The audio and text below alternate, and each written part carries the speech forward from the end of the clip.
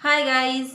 कल तक हमने पश्चिमी मरुस्थल के भाग को कंप्लीट कर लिया है। आज हम मरुस्थल के कुछ महत्वपूर्ण बिंदुओं को देखेंगे जो अपने एग्जाम की प्रोस्पेक्टिव से महत्वपूर्ण होंगे, जैसे खड़ीन, पल्लाया, टाट या रण क्षेत्र, लाठी सीरीज आदि वर्ड्स को समझेंगे। जिसमें सबसे पहला वर्ड ले रहे हैं खड़ीन या पल्लाया झील। खड़ीन या पल्लाया झील किसे कहते हैं कि मरुस्थल में अस्थायी पानी की जो झील होती है उसे खड़ीन या पल्लाया कहते हैं। ये सबसे पहला इंपॉर्टेंट है कि ये मरुस्थल में होती है, और दूसरा इंपॉर्टेंट है ये अस्थायी है, ये स्थायी नहीं है।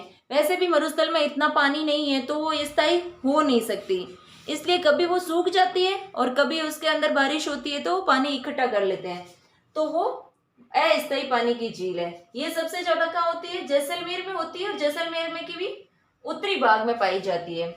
और इसके एग्रीकल्चर को खड़ीन कृषि कहते हैं। यही खड़ीन वर्ड और इसी को खड़ीन कृषि के नाम से जाना जाता है, जो कि सबसे ज्यादा पालीवाल ब्राह्मण के द्वारा की जाती है।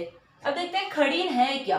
तो ये जैसे मान लियो कि अगर ये दोहरे चल रहे हैं, दोहरों का मतलब ये होता है कि मरुस्थल के अंतर्गत जो रेत के बड़े बड़े टीले बन जाते हैं उन टीलों को दोहरे कहते हैं। तो इन दोहरों के बीच में जो ये पानी इकट्ठा हो गया है उस पानी को खड़ीन या पल्लाया कहते हैं। इसको याद करो खड्ड से, खड़ीन खड्ड से याद करो, और खड्ड का मतलब खड्डा। तो खड्डे के अंदर क्या होगा? पानी, और वो कभी कभार भरा जाएगा। खड्डे के अंदर डेली पानी थोड़ी होता है, तो खड्डे के अंदर कभी कभार पानी होता है।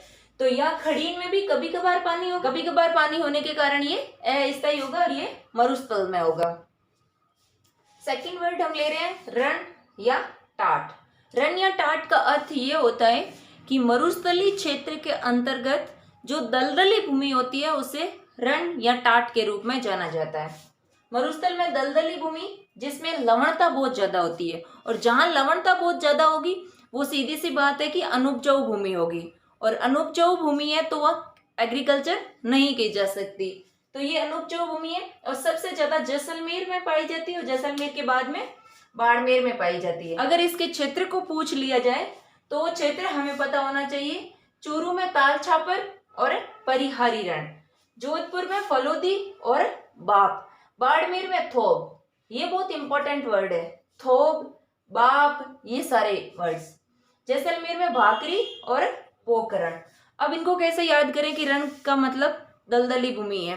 तो रण का मतलब ऐसे याद रखो, रण को ऋण से जोड़ो, और ऋण का मतलब ये हुआ कि जिसने बहुत ज्यादा ऋण ले रखा है तो वो दलदल में फंस चुका है। तो दलदल में फंसने का अर्थ हो गया रण। और एक और वर्ड है टाट। तो टाट का मतलब ये हुआ कि बाल का उतर जाना, और बाल का उतरना जब ऋण बहुत ज्यादा हो जाएगा तो बाल अपने आप ही उतर जाएंगे। तो ऋण या टाट का संबंध किससे हो गया? और ऋण के जाल से फंस गया, इसका मतलब वो दलदल में फंस चुका है। तो वो दलदली एरिया हो गया रण या टाट। और जब ये दलदली है तो इसके साथ में हमें याद रखना है कि ये लवणीय है, और लवणीय है तो ये बाकी वाला सारे वर्ड्स एक साथ याद हो जाएंगे। नेक्स्ट वर्ड है जलपट्टी या लाठी सीरीज। लाठी सीरीज बहुत इंपॉर्टेंट है और इसका क्वेश्चन अक्सर आता रहता है। तो जलपट्टी या लाठी सीरीज कहाँ पाई जाती है? पोखरण और मोहनगढ़, ये दोनों प्लेस जैसलमेर में है। इन दोनों के बीच में लाठी सीरीज पाई जाती है। इस लाठी सीरीज या जलपट्टी का अर्थ क्या है? सबसे पहले इसका अर्थ ये हुआ कि सरस्वती नदी का भूगर्भिक जलीय अवशेष है। सरस्वती नदी जो अभी वर्तमान में नहीं चल रही है, भूगर्भिक मतलब गर्भ के अंदर, जमीन के अंदर जलीय अवशेष, इसका मतलब ये हुआ कि वहां जल प्राप्त हो रहा है। तो जहां जिस पेठे से, जिस मार्ग से सरस्वती नदी पहले प्रवाहित होती थी, आज उसी सरस्वती नदी की जगह पर भूगर्भ के अंदर पानी की एक पट्टी श्रृंखला के रूप में प्राप्त हो रही है, उसे हम लाठी सीरीज के रूप में जानते हैं। इसी लाठी सीरीज में लीलोन या सेवण घास पाई जाती है। ये वर्ड्स ये भी बहुत इंपॉर्टेंट है, लीलोन या सेवण घास। सबसे पहले तो लाठी सीरीज इंपॉर्टेंट हो गई है। लाठी सीरीज जलपट्टी के रूप में है, और लीलोन या सेवण घास जो कि उपजाऊ घास है, ये गोडावण की शरण स्थली है। गोडावण क्या है? गोडावण एक प्रकार का पक्षी है। अरे गोडावण वही है जो राजस्थान का राज्य पक्षी है, जो सबसे ज्यादा वजनी है और उड़ता भी है। तो ये गोडावन, इस गोडावन की शरण स्थली क्या है? सेवण घास या लीलोन घास। और ये कहाँ पाई जाती है? जैसलमेर के अंतर्गत पाई जाती है। जैसलमेर में कौन से एरिया में? पोखरण और मोहनगढ़ के बीच में, जो कि 60 किलोमीटर का भाग है। तो इस 60 किलोमीटर में जलपट्टी या लाठी सीरीज पाई जाती है। लाठी सीरीज या जलपट्टी में एक फेमस गांव है जो बहुत चर्चा में रहता है, वो है चांदन गांव। और इसी चांदन गांव को चांदन के नलकूप के रूप में जाना जाता है। या चांदन के नलकूप बहुत फेमस है। नलकूप का मतलब ये हुआ कि उस जलपट्टी के अंतर्गत हैंडपंप या नलकूप लगा करके उससे पानी निकाला जाता है, जो कि आसपास के एरिया को पानी सप्लाई करता है। तो ये चांदन के नलकूप बहुत फेमस है मरुस्थल में। चांदन के नलकूप जैसलमेर के। और इसे थार का घड़ा कहते हैं। थार का घड़ा, घड़े का क्या अर्थ होता है कि हम एक बार पानी भर देते हैं तो उस घड़े से हम पानी पी सकते हैं और वो हमें पानी सप्लाई करता रहता है। इसी तरीके से ये थार का घड़ा है। थार का घड़ा मतलब ये हुआ, थार का जो भी एरिया है उस एरिया को ये पानी सप्लाई करने में बहुत अहम योगदान देता है थार का घड़ा। जब भी कोई जैसलमेर के आसपास के कहीं और गांव में पानी की कमी हो जाती है तो वो चांदन गांव में आते हैं और पानी यूज करते हैं। नेक्स्ट है Akal wood fossil park. Akal wood fossil park को हिंदी में कहते हैं लकड़ी जीवाश्म उद्यान, और यह जैसलमेर में अवस्थित है। वुड है तो इसका मतलब ये हुआ कि वो लकड़ी से है, और जीवाश्म है इसका मतलब वो पुराने हैं। तो पुराने जीवाश्म कब के हैं? जुरासिक काल के हैं। और ये टेथिस सागर, पश्चिमी मरुस्थल का निर्माण किससे हुआ? टेथिस सागर से हुआ। तो टेथिस सागर में जब वो वनस्पति के अवशेष नीचे दब गए, यहाँ पहले वनस्पति थी तो वो वनस्पति के अवशेष नीचे दब गए, तो वो अवशेष आज जीवाश्म के रूप में हमें प्राप्त हो रहे हैं। इसी कारण तो जैसलमेर में अभी तेल और गैस की प्राप्ति ज्यादा हो रही है, कारण वनस्पति का मिलना है। तो आकलवुड फॉसल पार्क कहाँ है? जैसलमेर में। और टेथिस सागर की वनस्पति के अवशेष है ये, और ये जुरासिक काल के हैं। नेक्स्ट है नखलिस्तान। नखलिस्तान का अर्थ ये हुआ कि मरुस्थल है, उस मरुस्थल के अंदर कोई पानी का अवशेष है, उस पानी के अवशेष के चारों तरफ हरियाली का पाया जाना, उसी हरियाली को ओसिस या नखलिस्तान कहते हैं। मरुस्थल में जल बेसिन, सपोज ये जल बेसिन है कोई और ये पूरा मरुस्थल है, तो इस मरुस्थल के चारों ओर हरियाली पाई जाती है। ये हरियाली है, पेड़ पौधे मान लो, ऐसा कुछ आप भी ऐसे अपने बुक में ऐसे बना सकते हो जैसे आपको आसानी से याद हो जाए।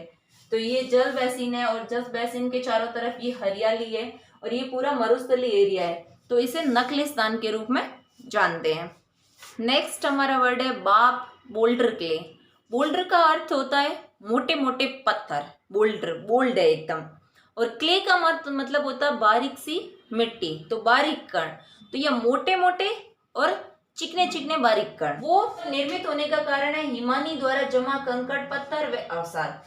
पहले ये सारा प्लेस ध्रुवों के पास में केंद्रित था और उसी ध्रुव के कारण वहां क्या हिमानी चलती थी। हिमानी का मतलब ये होता है कि बर्फ के टुकड़े चलना।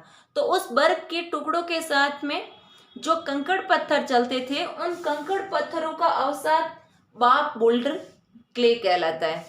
और बाप में है ये स्थान, जोधपुर में स्थान है, और इसका निर्माण काल है पर्मो कार्बोनिफेरस। तो बाप बोल्डर क्ले ये बहुत इंपॉर्टेंट है। ये कहाँ है? जोधपुर में। हिमानी के द्वारा जमा कंकड़ या पत्थर के अवसाद, बाप बोल्डर क्ले। नेक्स्ट वर्ड है धरियन या धोरे। धोरे या धरियन जैसलमेर में सबसे ज्यादा पाए जाते हैं और ये स्थानांतरित या गतिशील बालू का स्तूप है।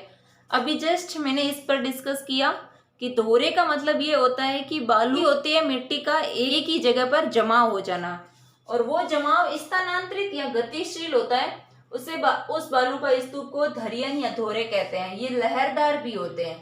तो धरियन या धोरे गतिशील बालू का स्तूप। फिर हमारा आज का लास्ट वर्ड है तुरडीगम। तुरडीगम पश्चिमी मरुस्थलीय क्षेत्र में पाई जाने वाली एक प्रकार की क्या है? घास। तो तुरडीगम और सेवण या लीलोन घास, हमने दो आज घास भी पढ़ ली है। अब हम एक बार आज की क्लास को रिवाइज कर लेते हैं। सबसे पहले हमने देखा खड़ीन या प्लाया झील। खड़ीन या प्लाया झील पश्चिमी मरुस्थल में अस्थायी प्रकार की पानी की झील है जो मुख्यतः जैसलमेर के उत्तरी भाग में पाई जाती है और इससे की जाने वाली कृषि खड़ीन कृषि कहलाते हैं और ये सबसे ज़्यादा पालीवाल ब्राह्मणों के द्वारा की जाती है। इसके बाद हमने नेक्स्ट देखा रण या टाट। रण या टाट को हमने दलदली भूमि से याद किया कि ऋण लेकर के दलदल में फंस गया है, तो दलदली भूमि होती है ये, और ये लवणता लिए हुए होती है और लवणता जिसमें ज़्यादा होगी वो अनुपजाऊ भूमि होगी। ये सबसे ज़्यादा जैसलमेर और उसके बाद में बाड़मेर में पाई जाती है। फिर हमने इसके बाद में नेक्स्ट देखा जलपट्टी या लाठी सीरीज। जलपट्टी या लाठी सीरीज का संबंध प्राचीन काल में जो सरस्वती नदी बहती थी उस सरस्वती नदी के जल का भूगर्भिक अवशेष जो वर्तमान में प्राप्त होता है उसे लाठी सीरीज या जलपट्टी कहते हैं, जो कि जैसलमेर में पोखरण और मोहनगढ़ के बीच में 60 किलोमीटर फैली हुई है और इसमें लीलोण या सेवण घास प्रमुख रूप से पाई जाती है जो कि गोडावण की शरण स्थली है। उसके बाद हमने नेक्स्ट देखा आकलवुड फॉसिल पार्क जो जैसलमेर में स्थित है और ये प्राचीन टैथिस सागर के वनस्पति के अवशेष हैं जो कि जुरेसिक काल के हैं।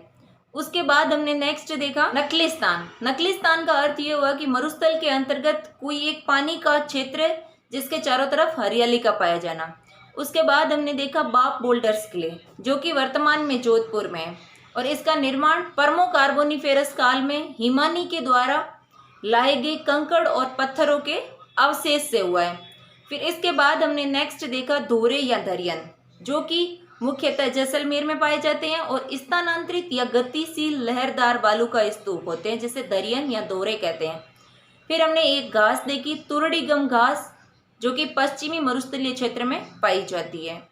आज की क्लास को यहीं ख़त्म करते हैं, मिलेंगे एक नेक्स्ट वीडियो में। आप इसी तरह साथ बनाए रखें, पढ़ाई करते रहें। Thank you.